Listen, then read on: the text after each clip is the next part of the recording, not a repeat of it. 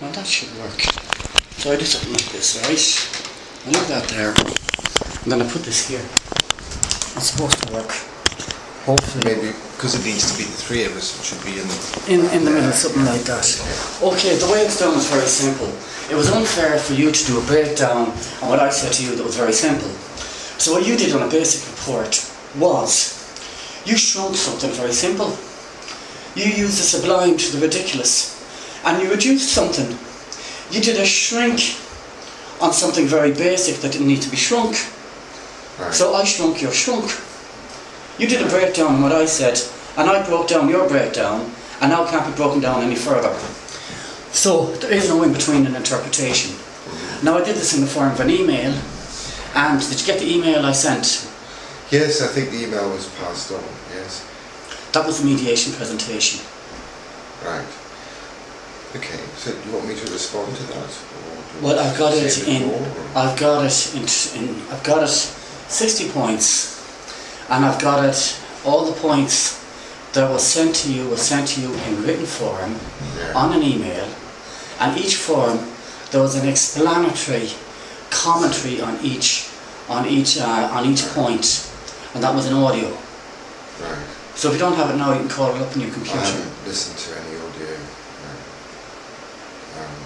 We don't take audio tapes and things like that as part of the process. Really, you need to write it. Well, no, it's an open process. Right. It's very informal. Right. And now I'm going to have to go through. I think the problem is it's difficult to understand the audio. Really, that's what we were told. It was difficult to make. It wasn't. I did an MP3. Right. An MP3 means I used up around 3 times as much megabytes because the quality is perfect. Right. And I listened to it each time before I sent it. Anyhow, I think the point about the data that was sent was that that's just the raw data on the diagnoses of patients within the trust of various conditions. And what was the actual? What was the description come from? It comes from the computer. It's just a description from the computer. No, the actual data computer. You know the way you have something like BSIA standard, and that's one description or accepted standard for looking at something. What was the standard of those mental illnesses that it came from? What standards did you use? The standard that's used in making diagnoses, conventionally it's accepted, is what's called the 10th edition of the International Classification of Diseases. Okay, I have no clue about that. But yours was mental health. It's the 10th edition of the International Classification of Diseases, which includes both physical and mental health diagnoses. Well, homelessness was amongst one of them. How is that a disease? Yeah, I don't know. I'm not sure why that put it in there. It may be a descriptor that's in the international classification. It may be just another factor that was included in the presentation in addition to the diagnoses. But it isn't really a medical diagnosis, as you say. It's Okay. Anyhow, I'm looking now. I have to go to my paperwork because if you look on the email, you will get a written account on the email broken down into points of the criticisms I have of your response, and on top of that you'll have an audio commentary in each of those, and that was my presentation. I expected you to bring that here with you today, or to access it. Well, I'm happy to respond to the concerns that you had. I mean, I am familiar with your concerns, so I mean. Well, what I need is. The whole idea of this meeting is to kind of try and resolve any outstanding issues. I don't think we're planning to change the report in any way. But maybe if we explain things more fully to you, it might make more sense to you. Really. Might make more sense to me. Okay, the only way I could get to this mediation from Susie Payne was if I did a written critique of your response. Now, the written critique I did of your response was too basic. I had to back up what I said, so I had to explain it. Right. So I put it forward, an email, each bit in 5 parts. 5 points of critique, and then there'd be 5 audio files fully explaining each point. Right. Did you listen to the audio? No, I didn't get the audios, I only got the email. You didn't get the audio? Yeah. I sent by chance, I guessed your email account, because Susie Payne is susiepayne.WLMHT. So I just put in anthonyjolly.WLMHT. It's not my account. Well, anyway, it was worth a try. Right. Anyway, I told Susie Payne to forward it to you, and I Right. believe she did. I didn't get a whole series of audios. Did you get audios? No. We got the written concerns, but audios we haven't got. Okay, I need to know various things. This is a load of nonsense. I'm going to have to read through this thing now and be stupid. And Dr. Kurashi, let's see, is this the right one? This is terrible. This is a monthly report. Oh, this is bloody terrible. How do you live with all these reports? Here's one. Terrible. It could be good if we could try and focus down on the issues you want to raise, really. I already done that on a mediation presentation. A mediation presentation that I spent a week putting together to cut down on the time. So you'd look at the points, Right. and then in your earpiece you get an audio commentary. Do you want me to respond then to some of the concerns that you I want you raised? to respond to the whole mediation Right. presentation. Right. Well, I haven't got any audios to respond to. But You I do, can because they're respond. included in the email. You know in the email, I've got audios. do you know in the email when you got all the points, there were 64 points, but did you look at the email? I looked at the email, yes. Do you know the bit at the bottom, the 5 points at the bottom? Well, you know the bits at the top, the little squares, and beside it there's like a music symbol. I don't think that came through on it. Did They you see wouldn't come that? through. No, I did not. They couldn't have got deleted in the email because they're part and parcel of the email. The only way they could get deleted, It might have, when it was forwarded, it might have been. it wouldn't have been deleted when it was forwarded. Well, I don't recall that at all. Okay, can I use that computer there? No, I don't think we can't really do that at the moment. I haven't got my card to get access to it at the moment. Just because you're a professor and you But what pretend we can do is go through your concerns. you're a professor who knows better than the Maudsley, and now all of a sudden you came down in the last shower. Okay, it's called being stupid to be smart. That's what crooks usually do.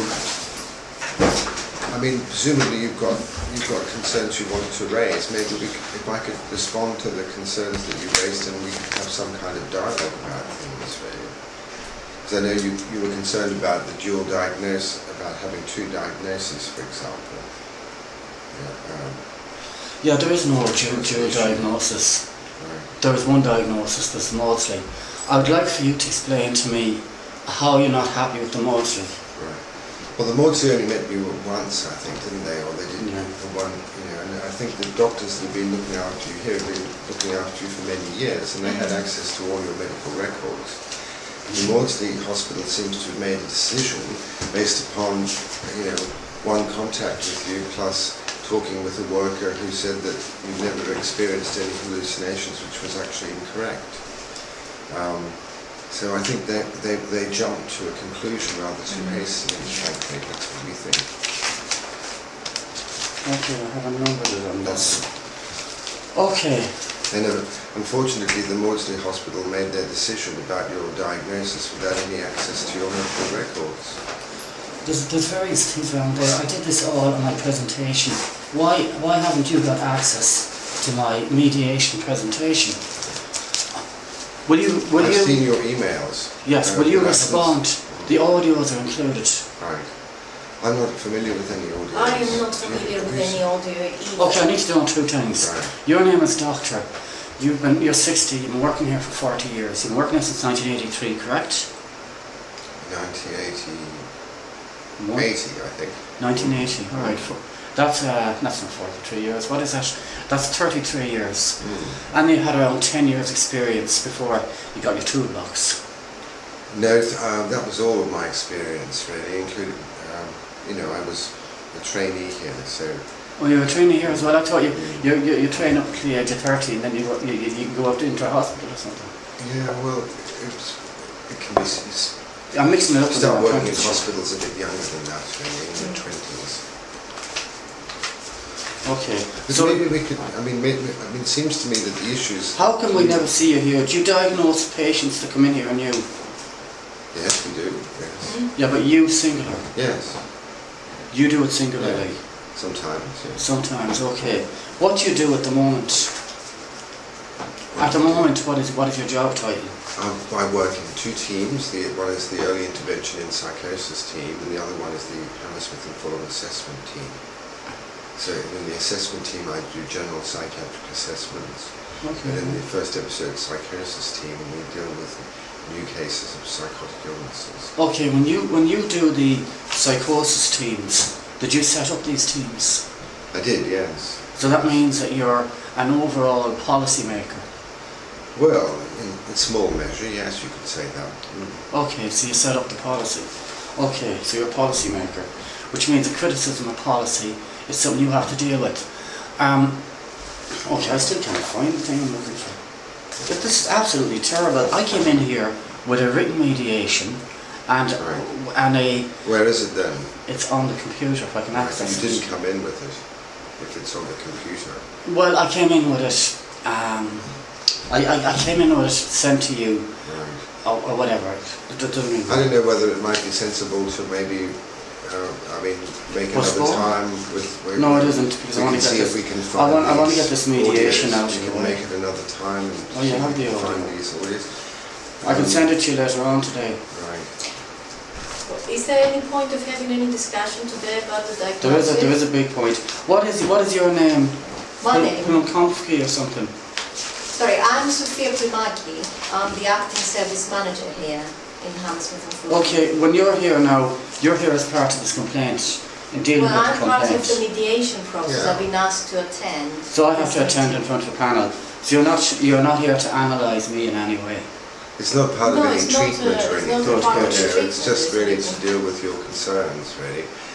Because you raised concerns about the report, so it was a chance for you to kind of describe them and discuss, That's right. and for us to respond to the concerns that you raised. And the concerns, that, as I understood it, were to do with your unhappiness about us making a diagnosis of schizophrenia as well as one of Asperger's syndrome. And also you had some concerns particularly about the data that was produced from the computer, that it underrepresented the number of people that might potentially have a diagnosis of Asperger's syndrome in Hammersmith and Fulham. Well, I'll tell you what happened. I think the person who gave you the statistics gave you the wrong statistics. And the reason I think that, oh Jesus, is very, very simple. The reason I think it is that only 40 cases or 60 cases of autism for the whole of this part of London. Now this part of London is... I'm sure there are many more, but they're the only ones known to the Trust. They're the ones that are known to the Trust. Most people with Asperger's syndrome don't necessarily have any contact with mental health services. Well, no, that's autistic in general. Well, here, I don't know this knowledge. Yeah, absolutely disgusting. Most of the services for people with Asperger's syndrome and autism are in the voluntary sector. So that they're not necessarily going to have contact with mental health. Can I ask a question? Do you know why people bleat with a type of empathy, as if I hear your pain, but real empathy means you do something about it? So they bleat as if they hear your pain and there's a problem, and then of course the joke, because they don't do anything. Okay, here goes. Various things. Number one, a social worker put me into a place where he said, I heard voices. Now, I tricked him, the manager of the place, a year later, to give me a copy of something he tried to make me sign, to say I hear voices. In this bit here, he's trying to get me to say I hear voices. Now, at the end bit there's a signature. There was a problem, I refused to sign it, and I ran off with a piece of paper. Why have you got staff lying about saying we hear voices when we don't? I don't know, I can only go by the record really. I wasn't there, and I suppose I have to. This is a record from a separate service. This is mental health. But Pathways is keying in to housing, and you get the information. You can't help what you do because you can only do the information you're provided. That's right. Yeah. Now the information is unreliable. That's the problem in looking back many years to things. No. The problem is basically companies like Pathways earn their money off up in the categorisation, and you should take that into account when somebody's in front of you. Pathways, by the way, Pathways is just a name for move-on accommodation. It's just a council label for how they house people. You're saying that they pushed you or maybe falsely declared that you were hearing voices because they could get more money or something from your I don't know what case. the motivation was, but I've been trying to ram it down my throat for years. Look, there's the line saying I hear voices. This bit here, look. No, you didn't hear it. Yeah. Yes. And there's a nonsense here about buying a bike. And he said it was to sign a receipt. Right. But, and at the very end,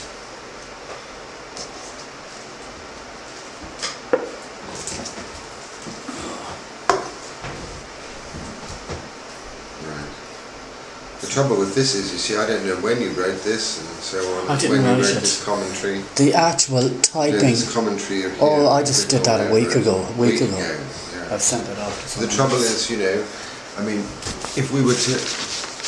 There's no signature at the end. If you just said, sign you know, it.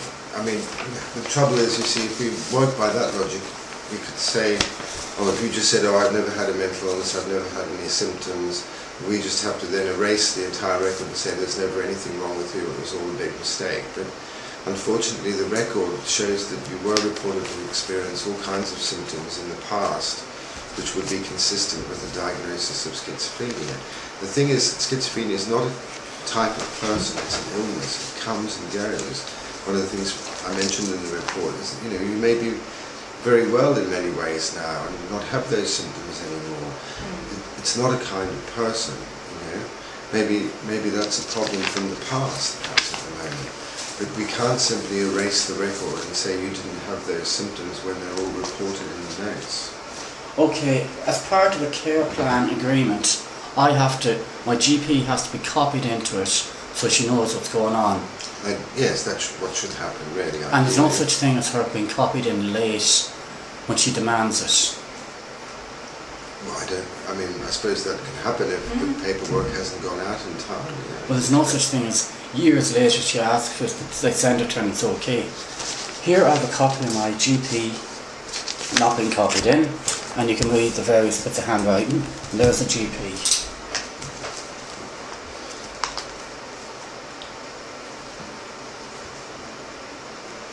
That's an illegal care plan agreement.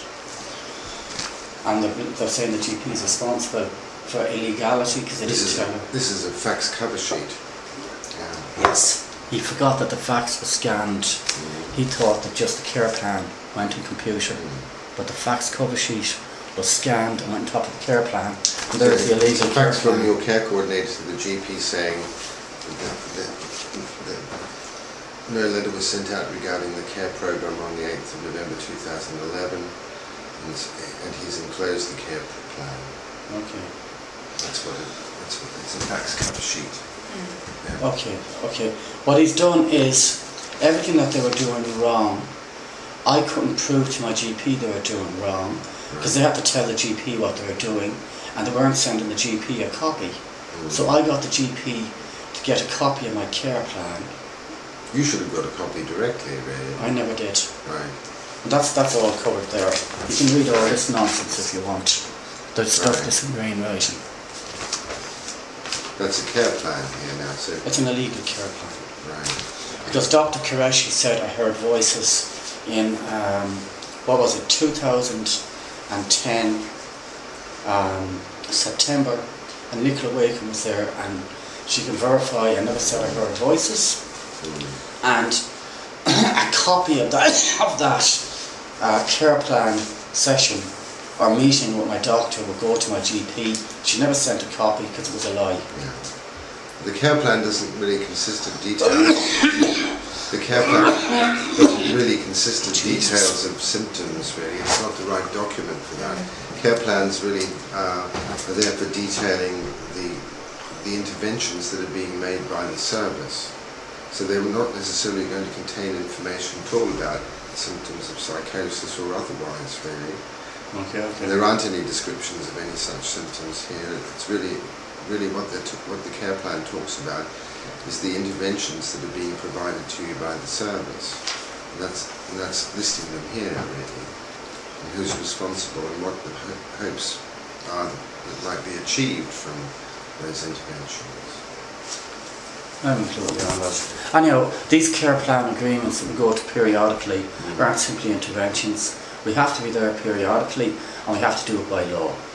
So I don't know if it's debatable, it's just what the law states. Okay. All a load of nonsense. And number 3, you got this in the form of a spreadsheet. Now, That's the information that you sent you, is it? that is the information that you sent me. This is IC, it's 2012, it's up to date. Right. Now, It's the last year, really. It's the what we got asked them to send you was the breakdown of all the different diagnoses that were made by the trust in the last year, because your complaint said that everybody was diagnosed as suffering from schizophrenia. too many. Okay, it's 2 or 3 different things. It's 2 or 3 The different. idea was to show you that there were a range of different kinds of diagnoses that were made. Okay, there's various things. You got simple schizophrenia. There couldn't be 21 in that must be a mistake, but 7. Simple schizophrenia, is that even legal to diagnose that? It's still a category within the 10th edition of the International Classification of Diseases. But you simply It's call one that, there's a kind of reluctance to make that diagnosis. Yeah, I think, is it not illegal to make It's not it? illegal, No, no. but like, you simply call it slow burning schizophrenia. No, that's slightly different. But I mean, a subtle difference, but basically the same. Slow burning is not a term I recognise in any classification, but not a term I use either, to be honest. But, Yes, not a Western. I'm not sure if it's quite the same. I think it probably, slow burning has the connotation of insidious onset. Really. No, that's not it. It was used in Russia. Right, I don't know that term really. As an excuse for locking people up. Anyhow, you've got schizophrenia, and then you got paranoid schizophrenia. 1,500 there. I don't know what the hell you have here. All of this you got around 1,600, and all the other types. So, and then you got the mental health act, blah blah blah. Yes, so you got 1,500. Anxiety, lots of problems. Really. Yeah. Okay, let's say you got 3,000. Now that area, is that for everybody that goes from Lily Road to North Acton to Feltham? It's everything in the whole of local services, which is the London boroughs of Hounslow, Hammersmith and Fulham and Ealing. Okay, then alright. So that's 3,000 cases of schizophrenia. Oh, this is terrible. Here it is. The total number of autism, childhood autism, are those children with autism? Yes, the Trust provides services for children as well. Okay then, okay. Now, is that not picked up in education? Well, commonly is, yes. Okay, so that's why there's only 14 here. Well, most people with autism and Asperger's syndrome are not dealt with by mental health services. Okay. They're dealt with by the voluntary sector. Okay. People that are adults with mental health, they weren't really by looking... GPs, not everybody comes to the mental health service. Okay. People with mental health, they weren't really looking out for it in the 70s or the 80s, that are my age. No, that's true. And it's certainly true that,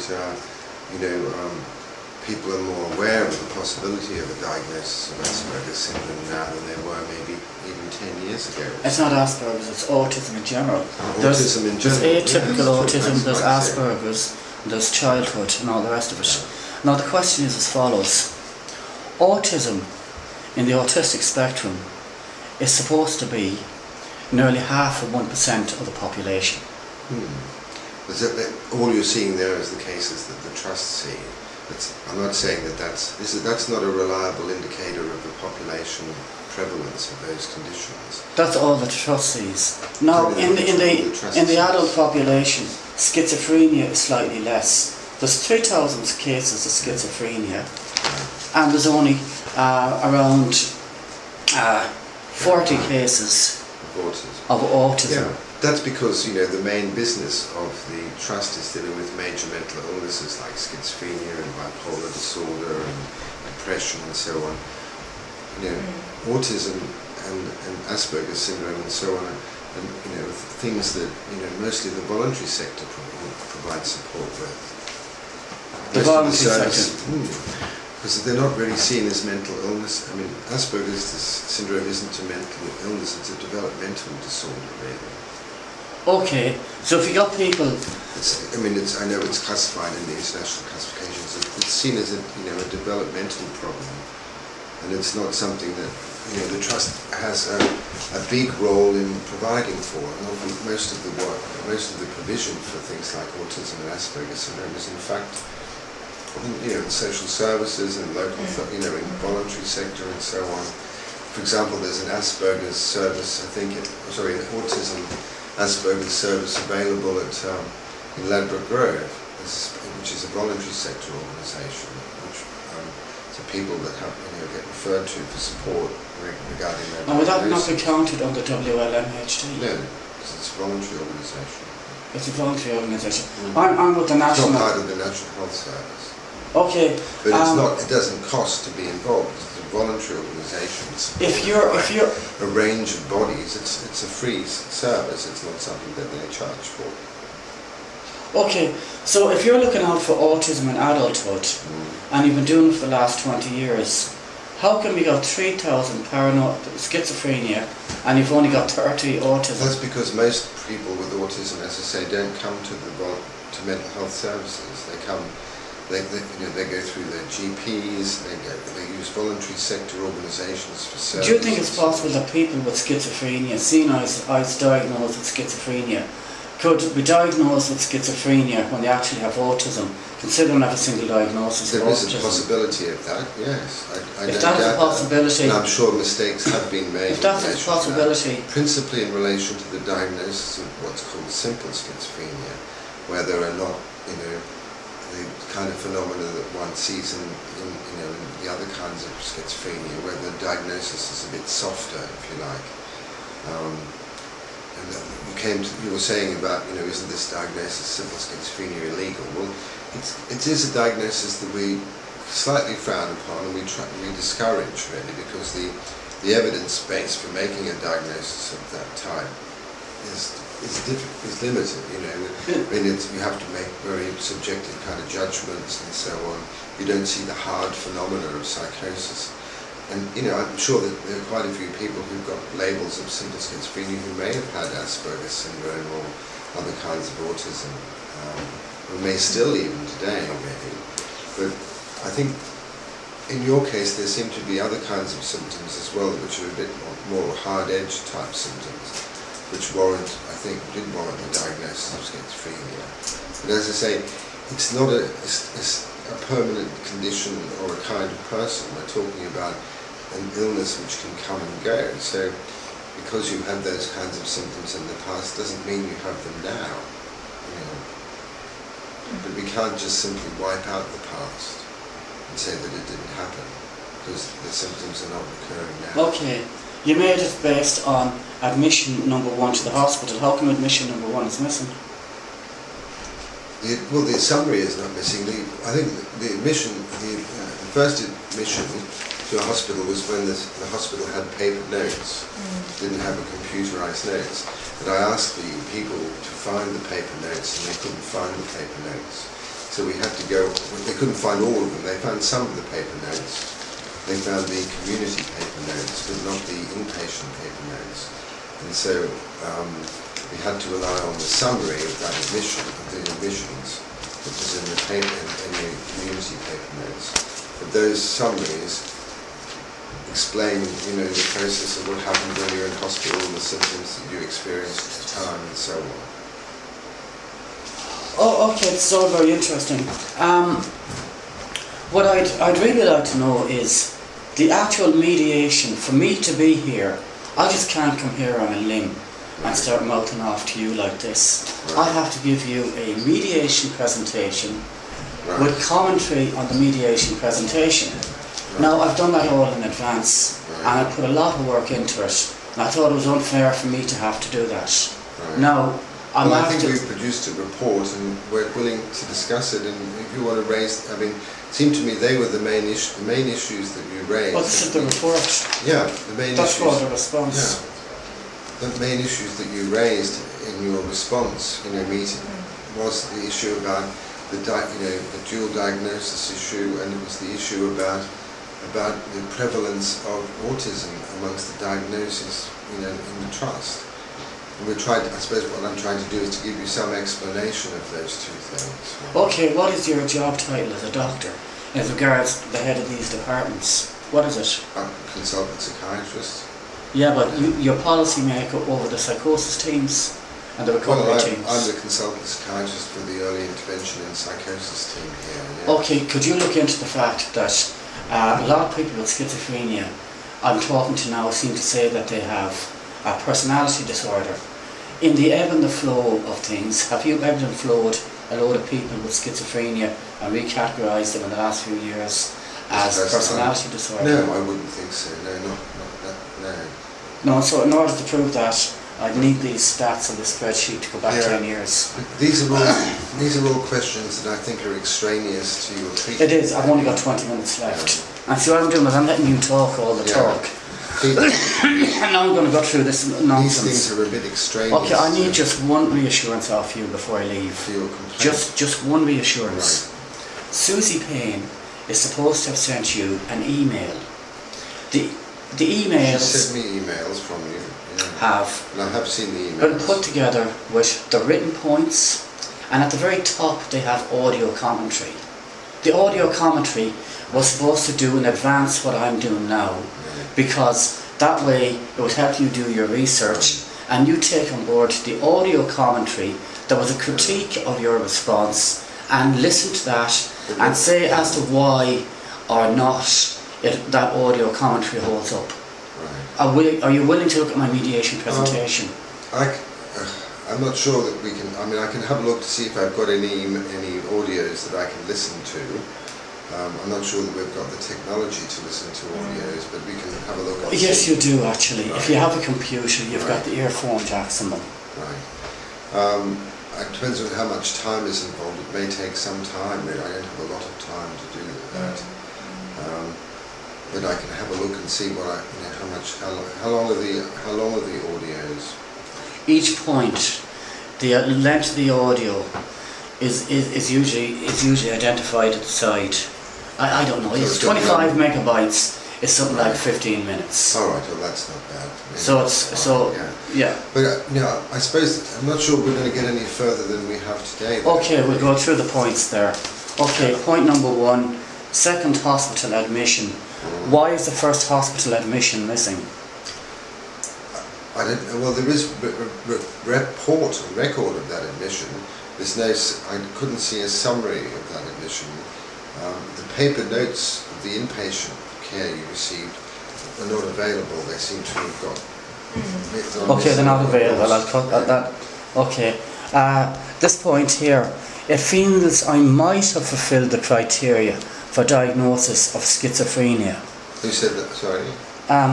It is noted that during your second hospital admission, it would appear that you might have fulfilled the criteria. Might having fulfilled the criteria for a diagnosis is guessing a diagnosis. Do you just guess a diagnosis?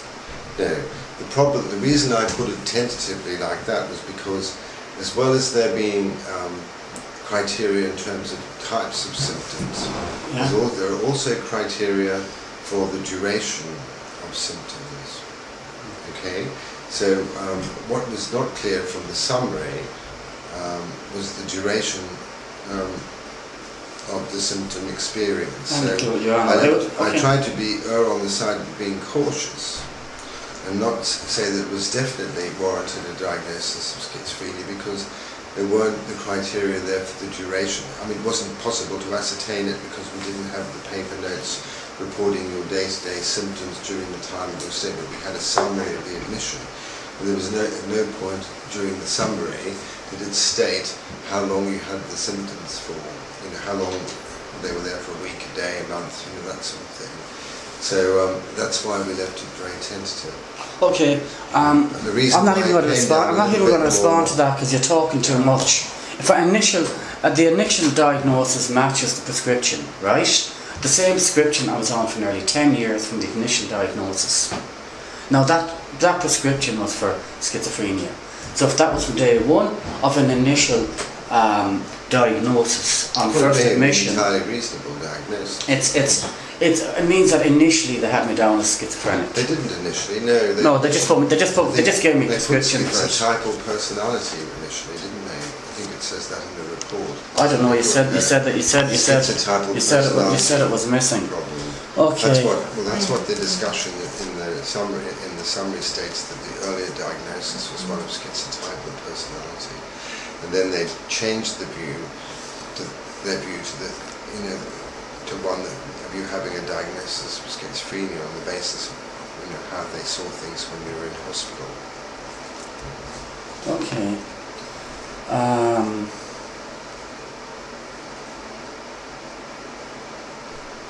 I says I usual perfunctory and delusional ideas that I expressed with Dr. Qureshi on the 16th of December, in which he notes, he said he hears voices in his head and he's convinced others can hear and read his thoughts too. He said the voices are so loud that it is sure that they can be heard next door via the wall, the voices in my head. Now at that particular meeting, Nicola Wakeham was present, and she'll vouch that I've never said I've heard voices, let alone thought I heard voices in my head, but it's so loud the guy next door can hear. That's the verbatim account of Dr. Qureshi in your notes. Could you argue that the reason she didn't copy Dr. Jarvis into that particular account is because if she did, I would have shown it to my community support worker and she would have said that's nonsense? Well, I think I have to take the word of Dr. Qureshi over your support worker, because Dr. Qureshi is a psychiatrist. Ask her why she didn't and an copy. expert in dealing with these matters. Okay, if you look at this, and this is actually embarrassing doing this for the consultant. This is why I wanted my community support worker to do it. You will look that is the 14th of the 2nd, the first time she's been copied in, and my GP was copied out for something like 2 years. Could you argue the only reason she was copied in is because I talked about it, she demanded it. Could you argue that the reason she wasn't copied in was because they were putting down a load of nonsense and they knew Jarvis would catch them out? I don't think that's likely, really. I mean, there's no evidence. Well, first of all, it's twofold. That's a type of forensic thing. First of all, there's verbatim Nicola's word against Qureshi. Yeah. Which means that you believe Qureshi instead of Nicola. Yes, I do. Then secondly, it's just people talking, and one person's talk means more than another. In other words, believe Qureshi. But then how come she never copied in Jarvis? That's illegal.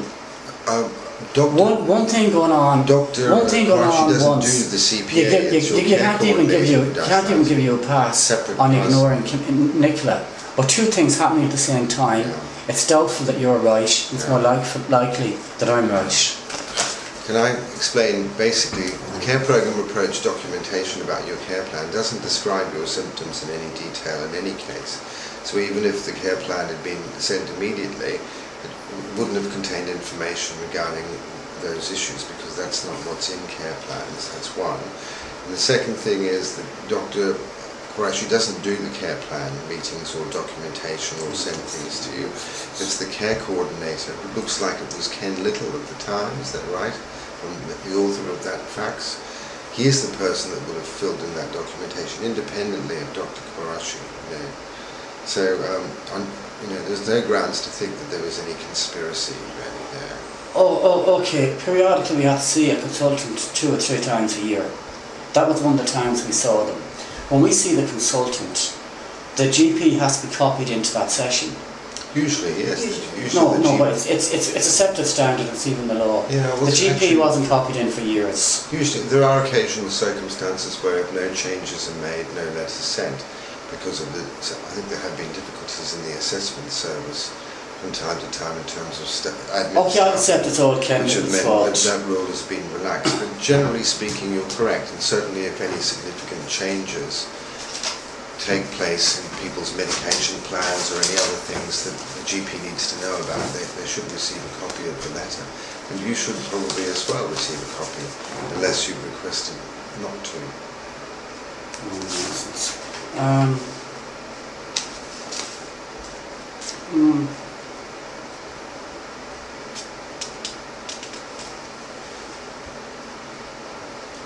Okay. There's another line. This is nonsense. Okay, this is the bit I'm interested in here. The whole thing about a care plan, I didn't sign up to one.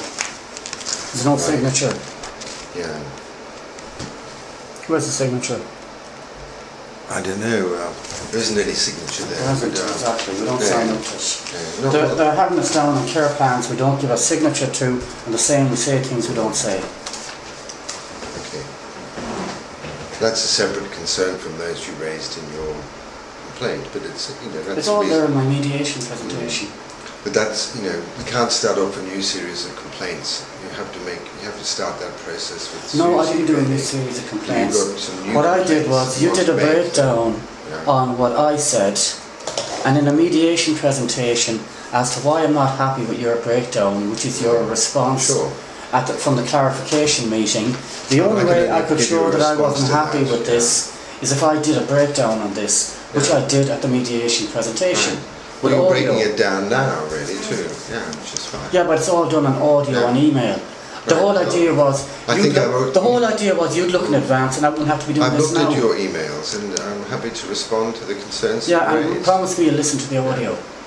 I will. I think we probably need to draw this process to a close. Okay, we're going to have to get out of here very quickly. It's 10 past. Yeah. Let's see. Thoughts, review records. I'll tell you what. During the first admission, he responded to the affirmative when asked whether I heard voices or not. I don't know what that is. Anyhow, that's just a quote from the Maudsley presentation. Yeah, I think I interpret that. And do ideas pop into your head? Phelan referred to a number of instances of your experiencing of the delusional belief. There is no contemporaneous records detailed on these beliefs in the clinical record. That you were the victim of harassment from neighbours and willing to entertain the possibility that they had appeared to be delusional beliefs but represented realistic concerns. In other words, I was messed about my neighbours, and when I said that to a previous psychiatrist, the psychiatrist said I was delusional, even though I've got a scar here. I think he was willing to accept the possibility that that was so, and I don't think anybody discounts that as well. You know, I was knifed, and the reason I was knifed was because the social worker told the neighbours, by law, it was like almost a carpetbagger in the social sciences. By law, and he simplifies it. If you're not happy with someone living around you like this, you have a reason to be aggrieved. Now this is after my neighbours harassing me and me calling the socialists, calling them for help. When they saw that they could get away with anything, I got knifed. The next morning, instead of the police being called, someone presents himself as my social worker, who I never employed as my social worker or my care coordinator. He took me, not that I won't even go into that, when he took me to the hospital, he told me 12 hours later that the reason my forehead has been prodded with a needle was to make sure that the blood clots. If your blood doesn't clot in 5 minutes, you're dead. I'm not sure about that, but what I am sure about is that if your blood hasn't clotted 12 hours later, you're definitely dead. I think I don't think we doubt that you've had some serious harassment from neighbours. I'll tell you what happened. The social worker covered up what the neighbours done. Everything that's happened to you has been. And he lied. And your social worker is thick and ignorant. Yeah. I'm not suggesting that everything that's happened to you is just a delusion or anything like that. You know, we think that a description like that. There have been a description like that. Yeah. And when I was lying back and I was saying my neighbours are awful to me, and you never hear Irish accents in Hammersmith, he turned around and instead of giving me support and going, yeah, he's in a foreign land, he goes, oh, just the other day I was sitting in the Broadway and talking to two of my friends who were native Gaelic speakers from Connemara. So when I was in the middle of having someone prod on my forehead with a needle, he was lying to the reason it was being done, and he was undermining what I said. Now, what's that got to do with being a social worker? And the only reason it happened is because the neighbours thought if they weren't happy with me living in the area, they could get away with it, and they did get away with it, because they had their man that was a social worker who was not my care coordinator at the time, and I never employed him as my care coordinator. Okay, that's nonsense. I'll tell you what, let's wind this up. I want to go to your office with you, and I want to show you the emails. And this is I can't do that at the moment, I'm afraid. I want you to respond to the emails, not to this. Right. Because I can't respond in writing anymore. I think our why is it a thing called a final response? but what we can do is maybe have a look at those audios and maybe we can summarise. I mean, maybe Sophia could summarise the points and the issues really. Because you've been taking your notes at all? No, I haven't. No, but we can draft something. We can draft something. Do you know there's a fine art to dribble? And summarise the points, the responses. How long have you been doing this job for? 30, 40 years? 30 years plus. Yeah. I'd say you've learned a lot from your patients. There's a fine art to dribble.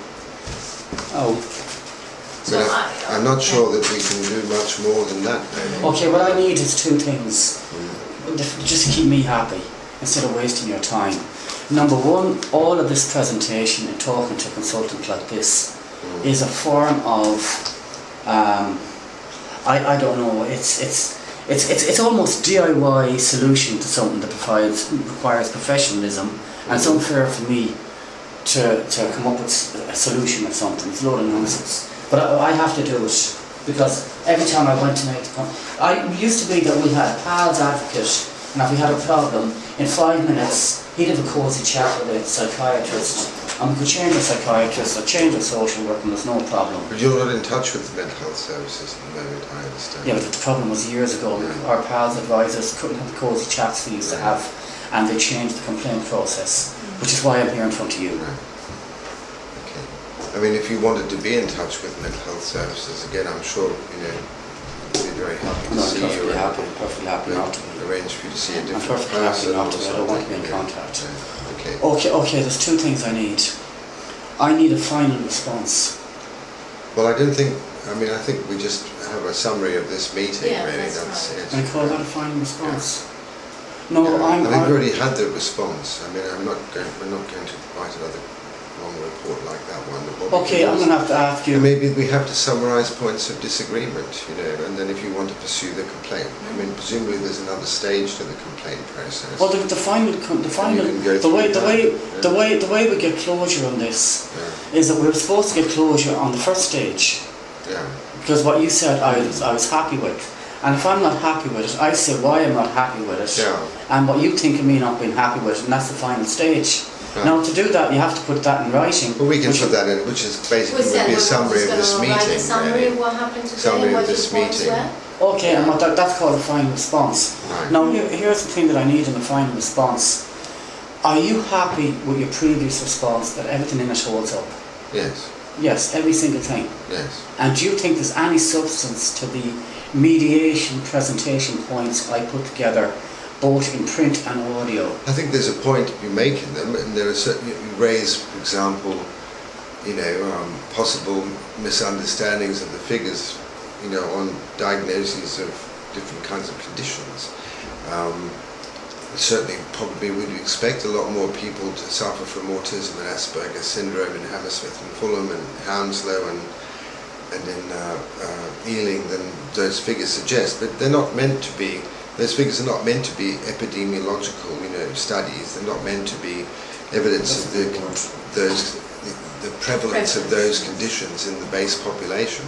They're just the numbers of people that the trust sees really with those conditions. And as I say, so many people with autism and Asperger's syndrome don't have any contact with mental health services. They get help from social services and the voluntary sector, and they don't darken the door of the mental health services at all, really. So that's why you don't see such a large proportion of people with those conditions on the books of the Mental Health Trust. Okay, that's quite a spiel. Okay. Okay, so anyhow, back to basics. Can I get a final response?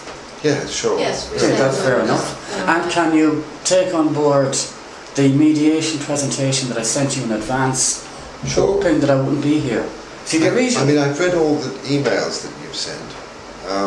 I think the only thing that we haven't looked at is these audios, which I don't think were attached to maybe they got lost somewhere, but I will see what I can do. I'll find out from Susie. I need you to give me a contact email. It doesn't have to be your email. Well, I think it's Susie. You have to go through Susie. Yeah. Oh, for God's sake, I've already gone through it. Susie's the only person you can go through for this, really.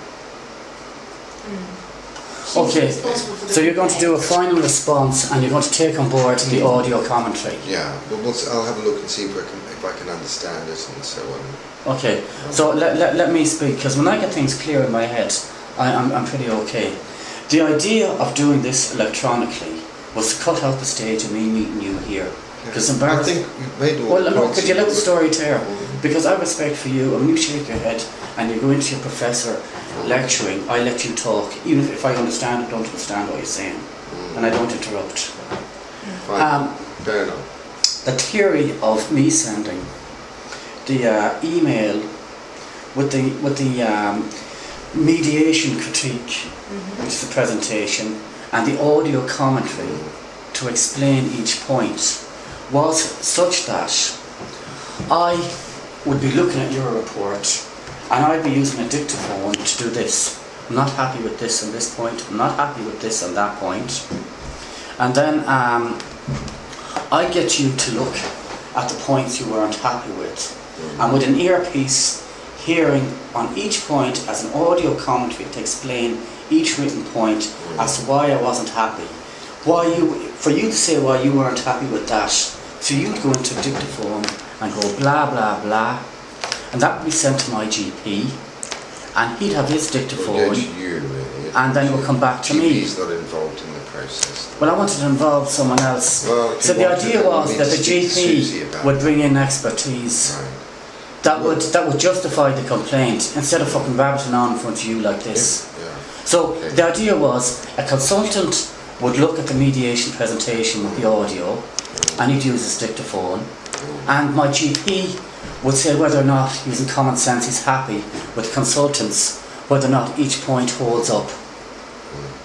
I've already heard my commentary and does this, and then I get sent everything in the post in the form of a final response, and it's all done in the circle of two doctors using the dictaphones, because you've been using these things for years. The GP's not involved in the process, really. Well, I couldn't involve him anyhow. I don't think he wants to be involved. Certainly we'll make a response to you in relation to this meeting, and I will have a look at those audios if I can get them from Susie, and we'll have a listen. Okay. If there are any additional points we can respond to. Yeah. All right. Okay, the idea was to alter the way in which you carry out these complaint procedures, such that at this stage I don't have to be coming in here doing this. Okay. Okay, that's what the idea. Finish up now. But I couldn't do it that way.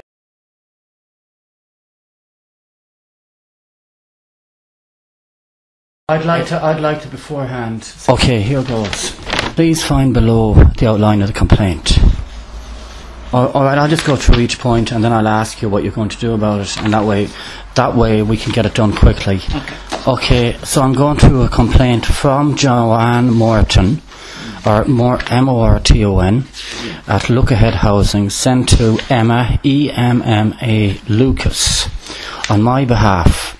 The complaint that I made and instructed her to do, and my name is Ronan, R-O-N-A-N, Blaney, B-L-A-N-E-Y.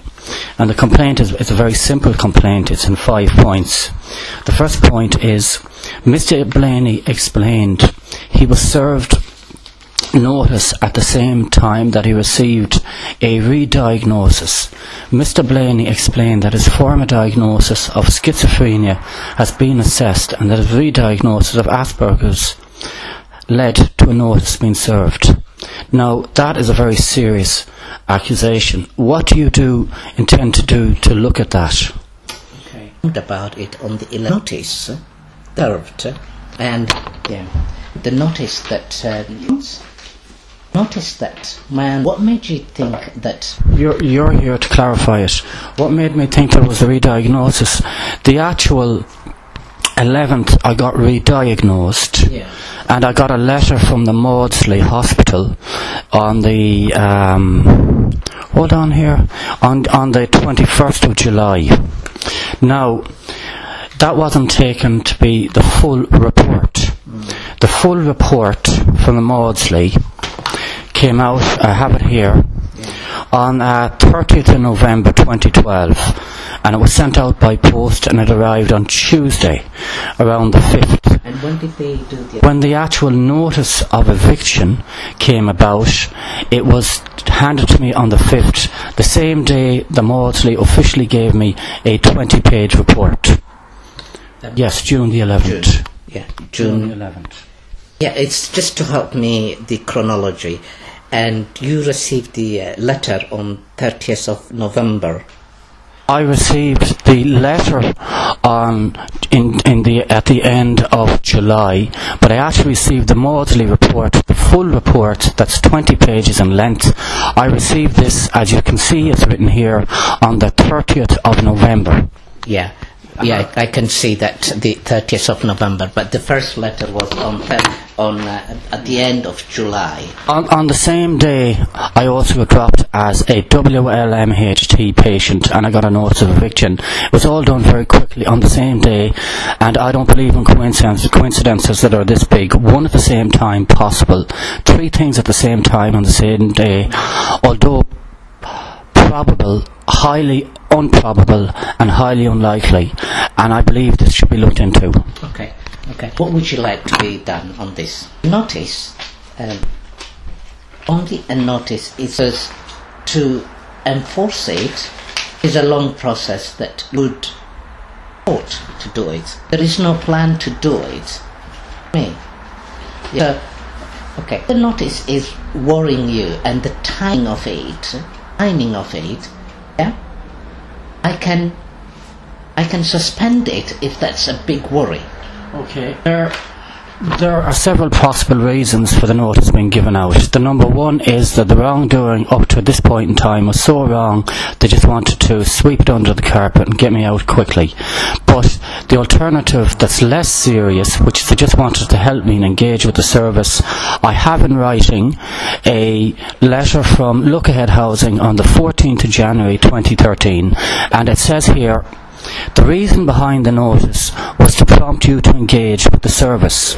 The reason why a notice to evict was to make me deal with them, when legally I don't have to deal with them. The reason behind such a heavy legal action was to heavily encourage me to do something. Now this, in my mind, is a threat to engage in a care service that I do not want to engage with, that I have to volunteer for, and as such, threatening someone with eviction for lack of engaging with a care service is a lack of voluntary agreement. And to me this threat is very serious, and that's the lesser reason behind them giving me the notice of eviction. Now, the lesser reason isn't itself very serious.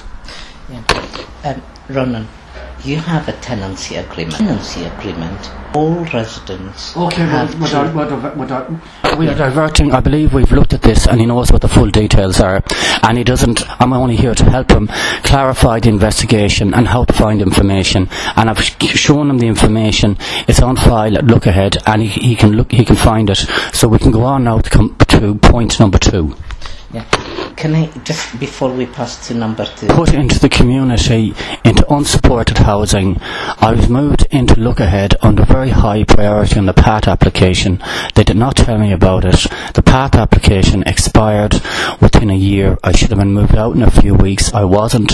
They kept harrying me into a care plan that I wouldn't agree to, and I was told before coming in by Ken Little, social worker, that they wouldn't go near me or put me into care, and that I'd be out in a few weeks and living in a flat independently in the community, local to where I live with my Asperger's syndrome. That's important, the routine. And where I lived, local to where I lived, would not be a place unsuitable for someone as delicate as me as a council block like they would before. It would just be an ordinary, good quality piece of housing in the community. In other words, a 2 up, 2 down around Brackenbury Village or around off Hammersmith Road or something, where it's just a dwelling like any other dwelling, probably under the organisation or whatever you call it of a housing association. So basically what you'd like is that, I think we'll come back to this. One other point you have. I have to clarify this here. What I said was move into the community unsupported, independent. Supported basically means that there are strings attached and I'm under care that I haven't volunteered for. It's almost a roundabout way of me agreeing that a condition of me leaving to live independently in the community that I do then care, which is a contradiction in terms. I want to live unsupported, independent in the community, and I want to live in a dwelling similar to a private dwelling. I was told when I moved in here I would not be in a 2 up, 2 down, and I was in very high priority when I was moved in here. But that path application, they did not tell me about it, and it closed, and they let it close without telling me about it. And if they acted on the conditions I moved in here, I'd have been out in a couple of weeks or a month, and there'd be no waiting list, because I was under such high priority, because it was a police that moved me in here quickly for my own safety. You know, so we moved out quickly for my own safety. That the priority alone meant a lack of a waiting list and a lack of how are they going to assess me. I was on very high priority under that path application, and they allowed it to expire to my detriment. Okay, thank you for that, and noted that about moving into community. No, it's okay. You know, I have made appointments, so I have all the time for you. Don't worry. Point number 2: Mr. Blaney is unhappy about measures taking regard to the repair of his cooker. He received a letter stating that the repairs can only be made if his cooker is cleaned. Mr. Blaney believes that he is required to submit to ongoing monitoring of the cleanliness of his cooker, and he feels that this... I understand you knows it is so dark on it. What I can help with... Oh, okay, let me stop you there, please. Note on this particular point, my community support worker at the time at WLMHT, Nicola Wakeham, examined my cooker after they said it was dirty, and at the time, and she found it to be completely clean. John Hunt phoned up WLMHT and was making odd comments about the cleanliness of my cooker and having people come in each night to support me in the cleaning of my cooker and stand around my flat. Now, the cooker was clean. She verified that what was said about it being unclean was untrue, and she also noted and put in my file with WLMHT and brought to their communication the oddness of John Hunt's phone call. Ronan, can I offer you something? I was offered Mosaic and CRT to help me clean my flat in the past, and they did not say the engineer would come in once and clean it. They wanted ongoing support, which was Mosaic or CRT. Now, I've had bad experiences with them in the past, and that's why I did not want them coming in each night. Okay. And what I can offer you is this one-off help you to cooker so that the engineer... I am not mentally ill. I've been undiagnosed. I have cleaned my cooker. Now, I do not want anyone coming in cleaning my cooker, and if there's conditions attached to my cooker being repaired, I would rather the repair not to go ahead. Okay, that's it. So that's number 2. Mr. Blaney believes that a court transcript is not a true reflection of events. I was not able to determine if Look Ahead staff gave statements or whether it was the evidence of CMHT. This means that while I was in a psychiatric hospital, written evidence was submitted about my misbehaviour. I did not have access to that written evidence, and I'd like to know if Look Ahead contributed to that written evidence. I'd like to know if it was the evidence of CMHT, and I would like to know, I can't do too much in this because it's too much in-house, so I would need Joseph here to clarify and tell me what he can do to look into this point. I understand. Joseph here has a problem understanding the point that's in the complaint. From what he says of what he understands, shows that he needs help in understanding. On the 29th of February 2012, at a tribunal hearing at Charing Cross Hospital, written evidence was submitted about me in the building misbehaving and in the community misbehaving. Now, what was put down there, what was mentioned, was untrue, and I can't repeat what was mentioned. But that written evidence, what Joseph needs to find out about this point, if he obtains this written evidence, it will give him the answer he needs for his investigation. And I will give Joseph now a copy of the court report with the written evidence referred to, so he can seek it out, which will help him fully investigate the report in a way that justifies the complaint. and this is his clarification as how to get the information. Thank you for the clarification. Now, not aware of it, but I'm happy to look into that. This is my job as investigator. Copy of that, I'll be grateful. Yes, I do, and I will look for it now, and if I can't find it, remind me at the end of the meeting. Okay, thank you. Hold on. I will give a copy at the end of the meeting. That's fine, thank you. Point number 3. Is it number 4? Yes, number 4. The cooker was done. Mr. Blaney believes that Look Ahead were responsible for the double prescribing of his medication. He believes this to be a deliberate act taking out for financial gain to Look Ahead. Okay. I may be wrong on that. Yeah. Now, Joseph Haptund does not prescribe. Same time, I think Sievert were, I think, raised by, once you became eating, surplus medication, pharmacy for disposal. Now you're... For clarification for Joseph, because I believe Joseph is a good man, he's just going along what he's told, and what he's been told is inaccurate. I have always self-medicated, and in always self-medicating, the medication I'm on when I'm off section, I do not have to take it if I don't want to, legally, but that's nonsense. No, don't put anything down. What I would like to say is the medication that I was supposed to take, when I was self-medicating and they knew it, they were taking medication into the building and picking it up on my behalf, and also they were handing medication out to me in the hallway. Now, they were picking up the medication on my behalf from a separate pharmacy to Richford Gate, and I got a copy here in physical evidence.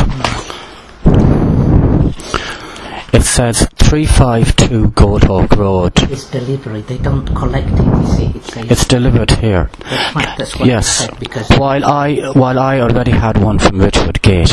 Now they knew I was self-medicating and they continued the delivery to here.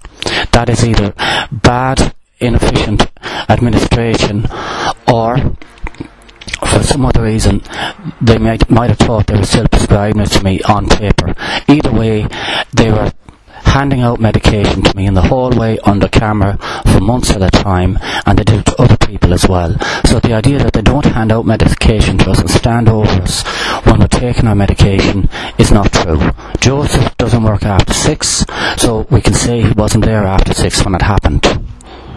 clearly here the evidence says that it is dated 31st January 2000. Normally, let me ask you this, where would you like changed it and they were I'm wrong, please do correct me. Yeah, where would you... I do not have a care plan with Look Ahead. There is no reason for Look Ahead to be handing me medication under their care, and for them to say when they're handing me the medication they're not prescribing it to me or giving it to me. They're giving it to me and they're taking my medication. They can only do this under a care plan, and no care plan was agreed to. When asked how Mr. Blaney would like these issues to be resolved, he stated that he had no faith in the management team and he would like to be given priority to move out to independent accommodation within a month or a short period of time.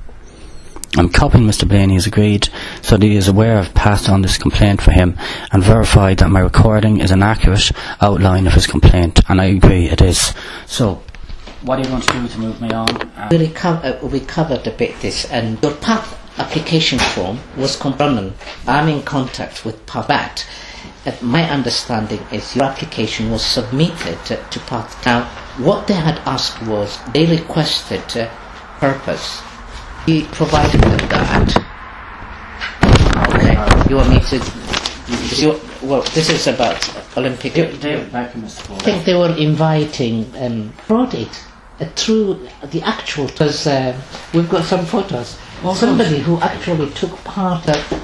Can I ask you, Ronan, why did your ID... They had that is outside the complaint. Okay, I'm now looking for what I said I'd look for earlier, the court report. Can we stay on uninvited then? I will answer this in due course. Okay, alright, thank you. I am now handing Joseph a copy of the court report for the 29th of February 2012, where written evidence was given, and there's a question as to whether or not Look Ahead provided were included in that written evidence, on which I was kept in the hospital, and there was an attempt to put and it had an effect on my diagnosis. Now, that written evidence in which they based that decision, I did not have access to that written notice, and I need to know whether or not Look Ahead had input, or not that notice, that written evidence. I need to know whether or not Look Ahead had input into that written evidence, because the written evidence contained a lie. Dr. Walsh read out that I said in the written evidence that I was doing behaviour that was basically criminal, but I've never been before a court of law on any criminal charges, and I need access to that. In order for John to help him in his investigation, he must obtain this written evidence so he can defend, or he can answer the question that I've put together on that point in the complaint. The point of the complaint is, where's the thing about the written evidence? On point number 3, Mr. Blaney believes that a court transcript is not a true reflection of events. I was not able to determine if Look Ahead staff gave statements or whether it was the evidence of CMHT. Now, at that court hearing, the written evidence on which they based their decision, on that written evidence, that has to be accessed so as to find out whether or not Look Ahead gave statements that was included in that written evidence, and see what the truth of those statements is. Yeah. Ronan, can you show me the... this is the end of the... Oh yes, one last thing. Okay. I'll give you a copy of this. But happy to look into that. Yes, thank you very much. Yeah. Okay, one last thing. In the time I was here and under your care, when I was categorised as being schizophrenic, why did you think I was schizophrenic? How did it come about that in your experience of dealing with me over time that you believed I was paranoid schizophrenic, especially when I may have been categorised as simply schizophrenic when I came in here? It was in WLMHT Biopath team. That's how it works. That we don't do the assessment ourselves. One, we are not qualified to do that because it's the doctors who would... Okay, I believe Joseph has been of help. The last bit is just basically a caveat to the complaint. There's strictly nothing to do with it. And basically, the phone is ringing. But basically what this means is that when I was here, I was re-diagnosed as autistic. And it's unlikely that I'm the only person at West London Mental Health who's also autistic that's been improperly diagnosed. Now, I'd like to know what Look Ahead... Last bit. We've got to get this done quickly because it's costing me money. I would like to know, since I was wrongly diagnosed with schizophrenia and re-diagnosed as Asperger's, and it's highly unlikely that I'm the only person, in mental health they look out for this according to guidelines, and the guideline I believe that they're supposed to look out for it under is Royal College Council Report CR 136 Autistic Spectrum in Adults. Now, I understand I'm asking a lot, but I'd like to know what you've done under this Royal College report, since you do the work of mental health, in looking out for mental illness, how you incorporated this into your policy. Now, all the residents we have, or yourself, you have been the client of this. It's not as that you're here. Thank you very much for your information. I would like to give you the report, but this would involve you in my care, and that was not a condition of me moving in. I would, however, like if Ulu could be the person to look out for autism or autistic spectrum disorder, and if she could be versed in CR 136, locally in the area it is recommended in the CR136 Council report on autistic spectrum in adults that there is a local champion or an organisation champion. I think that Olu definitely has the skills of subtlety, and she also has a postgraduate degree, which means she's educated to a high standard to take on board the CR136, and I would ask that she gets to read this and is the person who looks out for autistic spectrum in this project and makes any recommendations that Joseph might need. I understand that you want to I'm very happy here, and I hope Olu enjoys herself with the CR136, because I know she likes to do something positive and she likes to use the brain that God gave her, and she's very highly qualified and she's underused, and I'm appreciative of John putting to Olu that she can take on board the CR136 Royal College Council report.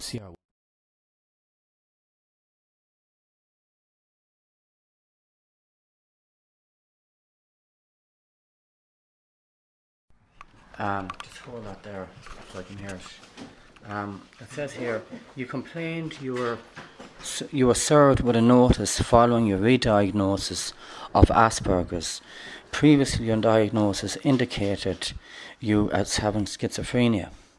It says here you looked into my complaint, and then it says down here, as part the project provides support to those who require support to those who you provide it.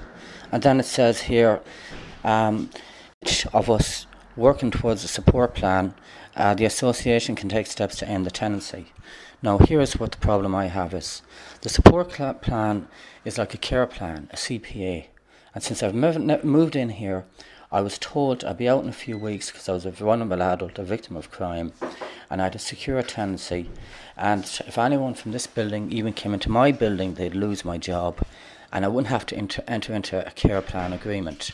Now, I never entered into a care plan agreement, and breaking the terms of a care plan agreement subjects me to eviction. I cannot be subjected to eviction to the terms of a care plan agreement because that agreement isn't there. What have you got to say to that? Ronan, you were referred to us by Path Team, similar to other residents who were referred to us. You were not referred to us only just for a few weeks. We have no record of that. We are aware that you had your tenancy in general needs, you had difficulties. Okay, and I can see what's happening is you're dribbling along what you think the facts are, and I presented something to you and you've ignored it. I was giving a notice of eviction according to not going along with a support plan. That support plan that keys into the tenancy agreement doesn't apply to me because I never opted for that support plan. That's number one. Number two, please let me finish. This is very, very important.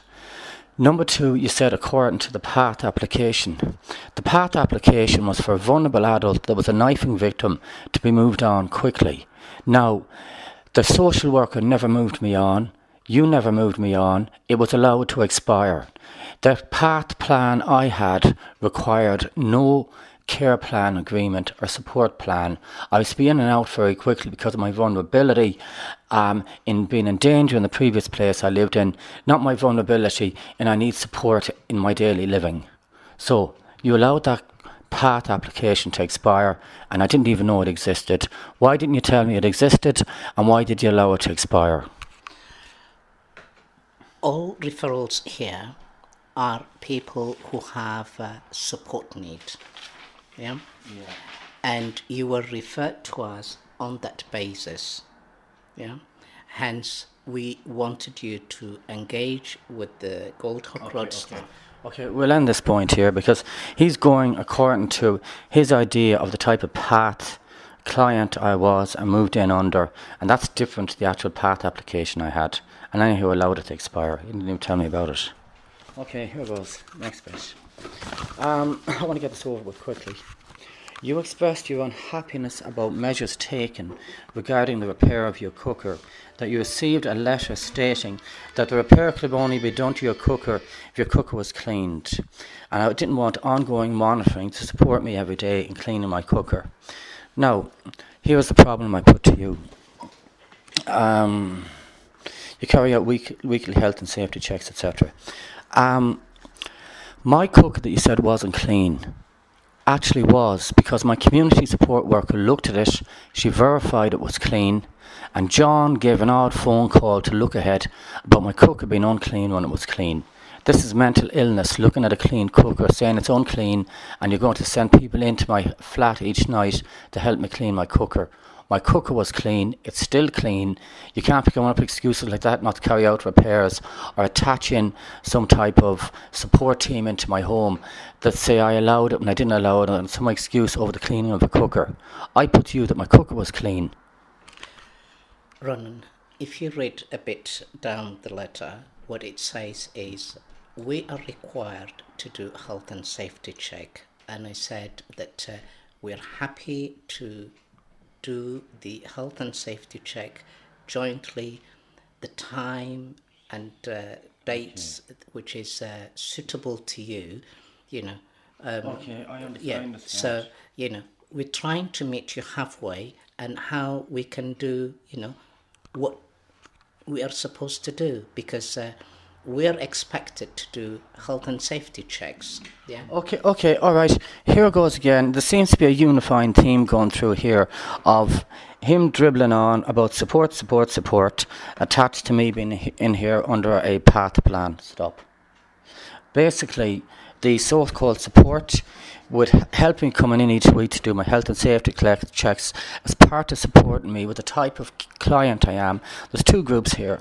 There is the Housing Association, Look Ahead Property, and then there's a care group. Now, the care group shouldn't come near me, and every time they come near me, it's under the justification of their concern and care and the care plan.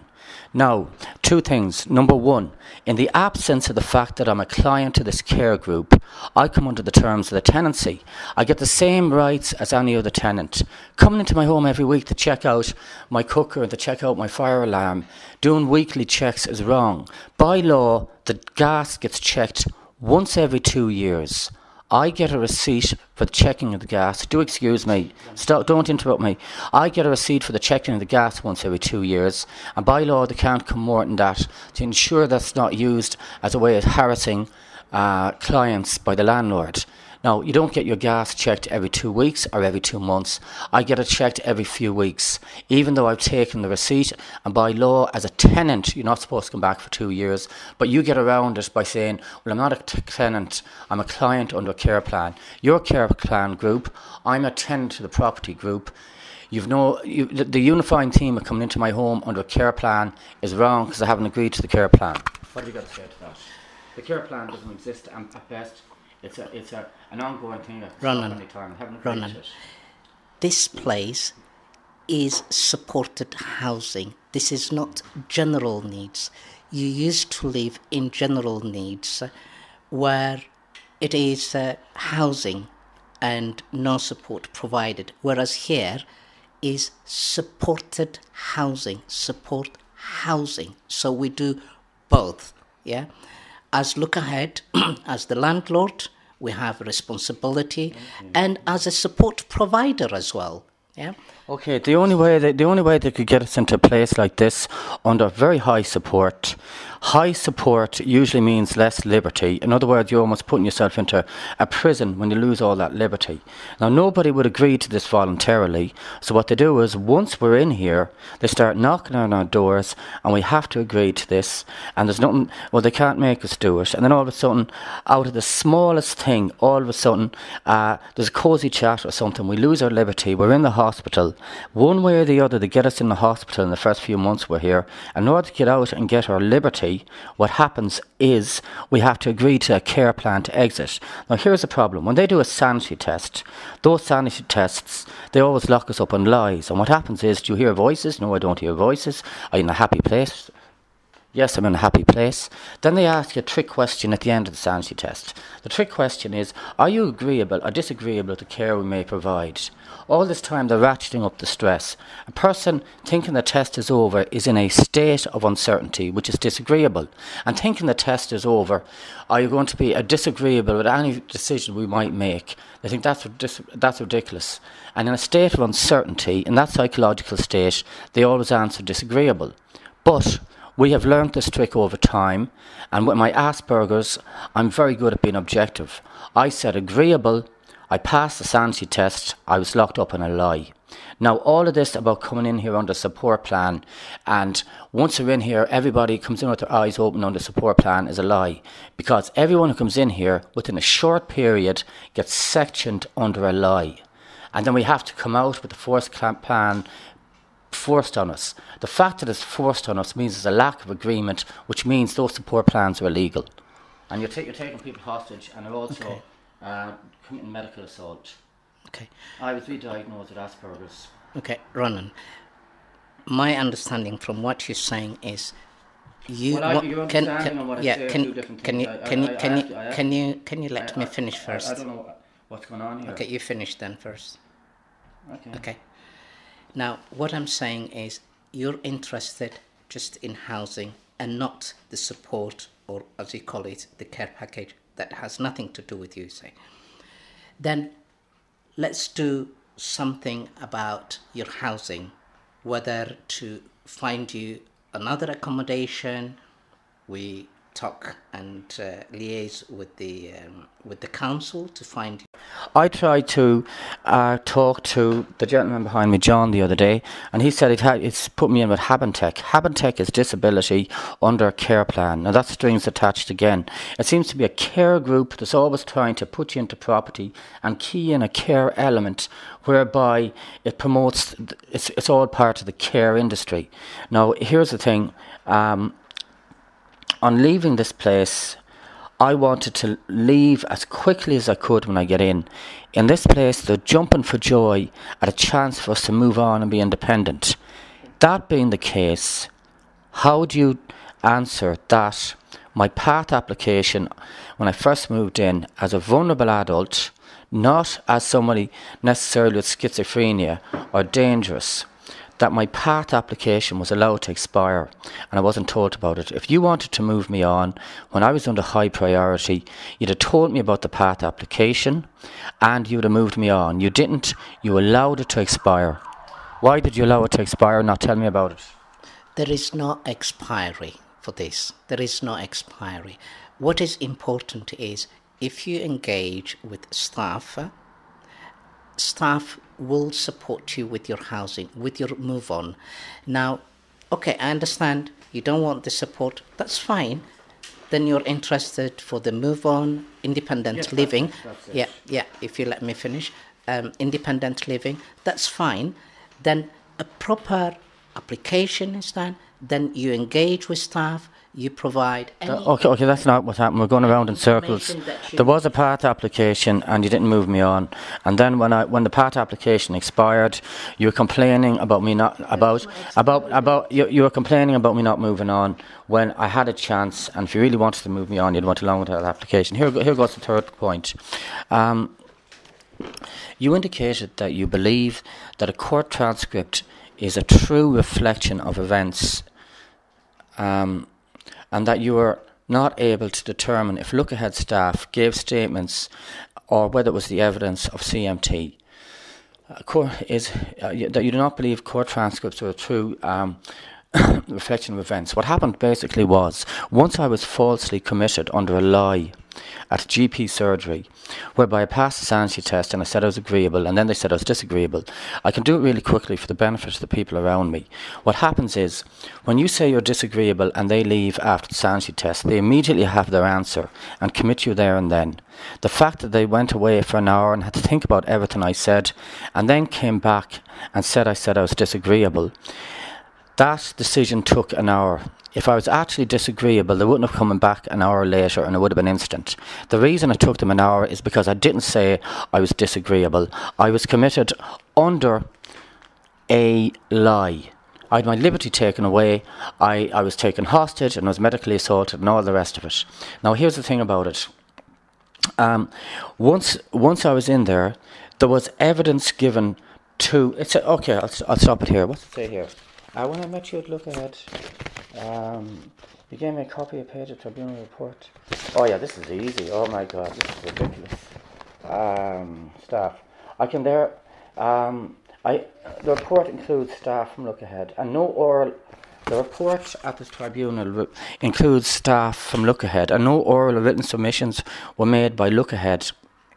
I can therefore confirm that Look Ahead staff did not make any oral or written submissions to any tribunal regarding you or in any way connected with you. In other words, no information came to the tribunal about me living here. When I was at the tribunal, it said I was misbehaving here. On the Dr. Jolly complaint, report into the complaint I put, he said I was misbehaving here. It was also said that I was going around taking people hostage. Now, I can't say anything about that, but on the court report, whatever the hell you want to call it, the tribunal report, it said I was misbehaving in the building, which was an account of what was said at the tribunal. For it to be said that I was misbehaving in the building on written evidence from the tribunal, and for it to be said there and then that day, meant that information about me misbehaving in the building was communicated from here. They didn't get it from ours. So you were telling them that I was misbehaving in the building and that it affected my losing my liberty. So for you to say no is a lie because it's written on a court report, what have you got to say to that? Ronan, I have put it in black and white in this letter to you that we have not submitted any oral or written information about you to the tribunal. We haven't. Okay, I won't take your word for it. What I'll do is I'll look at the tribunal report, and on the tribunal report it mentions I was misbehaving in the building, and on the Dr. Jolly, whatever you want to... Have you heard that name like that, Dr. Jolly? On the Dr. Jolly, the senior consultant at Charing Cross Hospital, on the actual response to my complaint, he's actually said in that I was misbehaving in the building, etc. Now, information about me in the building was given. They had to ask you for you to give them that information. The information was given. There's no question because it's written in the actual court report. And I was there at the time and I remember it being said. If you have a problem with that, take it up with the magistrate and take it up with the senior consultant. And that's contradictory to what you're saying. Take it up with the magistrate, but it happens to be true. I'm sorry. I'm sorry if you're saying otherwise, but it's written down in the court report. I can say what you want. I'm just going to read this out. Yeah. Well, I have put it in writing for you, Ronan. No, it is written. Anything. It is in black and white. Okay. I'm sure in your mind. Yeah. Okay. If the court paper, the tribunal paper, if it says that Look Ahead provided this information, you show me, and I could do it right now. I could do it right now. Yeah, because I don't think there will be any tribunal documentation. Okay, that's enough. You're going from the specific to the general to dilute things. So here goes. When asked how you would like the above issue to be resolved, you stated you'd no faith in the management team and you'd like to be given priority to move out into independent accommodation within a month. And let's see what it says here. Engage. Oh, yeah, here you are again. It says that you were sad about how I felt, but in order to resolve it, you'd be more than happy for me to meet with me again and for me to engage with you supporting me. In other words, that's you knocking on my door trying to push more care plans on me. I was first came into the building, you forcefully dispensed medication to me. And you said you don't dispense medication. There's cups out there, proof that you do dispense medication. Even when I was allowed to self-medicate, you took my repeat prescription and you still went to the chemist. The thing being that you receive the medication every day in the office, and you bully me into having to be there and take it with you, and somehow this is part of some support plan, or somehow by you forcing me to take the medication that you're given to me, you're caring for me, and therefore you've involved yourself in my care, and I volunteered for it. I never volunteered for it.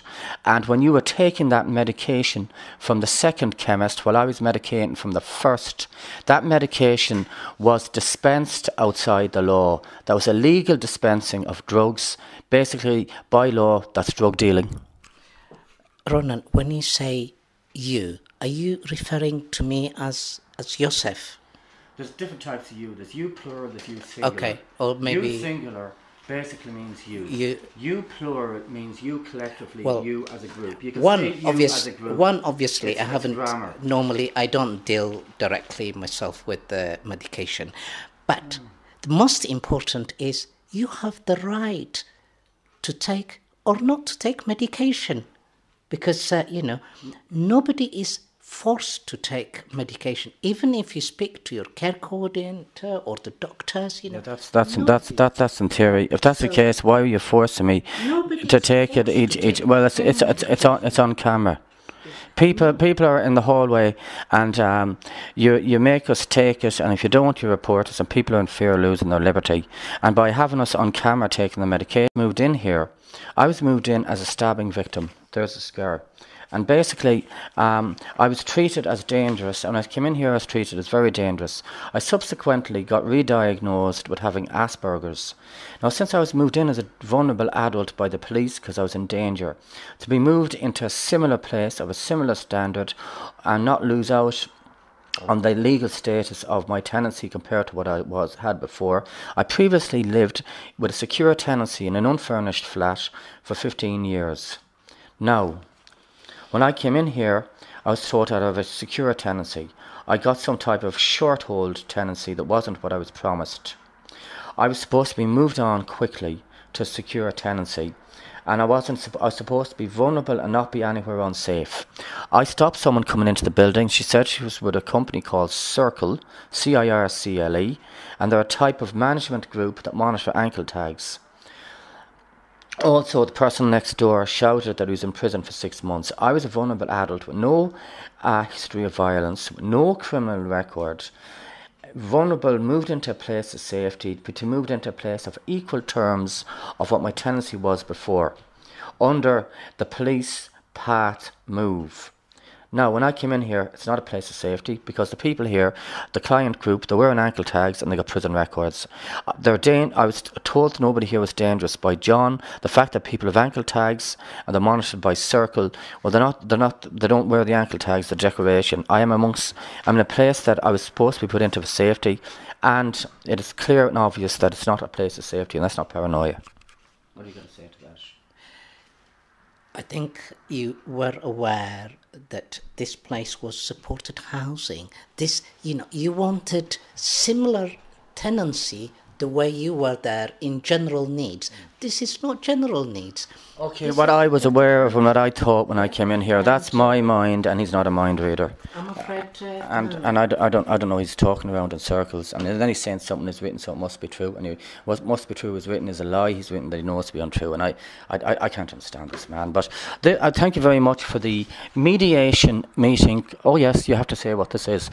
Could you say that this is a mediation meeting, or it's a meeting that is a criticism of the response you gave to my complaint?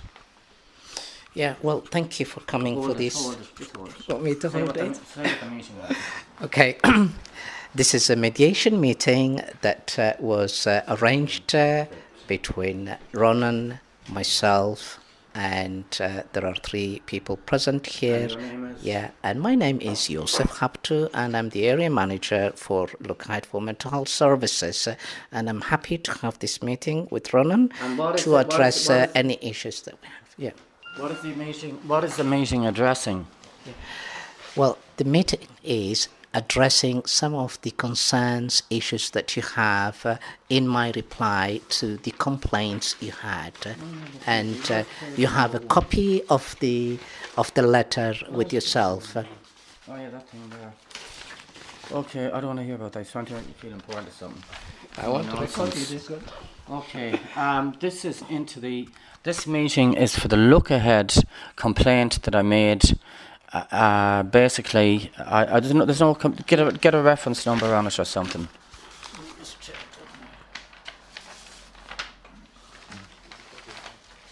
There's a page missing here. Is this Oh, one yeah. page? This is this is in relation to complaints made by Ronan in January, and this is the outcome of the complaints investigation made in February, and a response was sent to Ronan on 28th of February. Okay, all right then. Yeah. Okay, now that we've had the complaint was made, the report was given by Joseph. I've come here for the dialogue into how I was happy and unhappy with it. The next stage, the final stage, is that I get a final response. Now, this means due to the self-regulatory setup that Looker has had, when that happens, they've gone through the whole process and the self-regulatory process will be exhausted.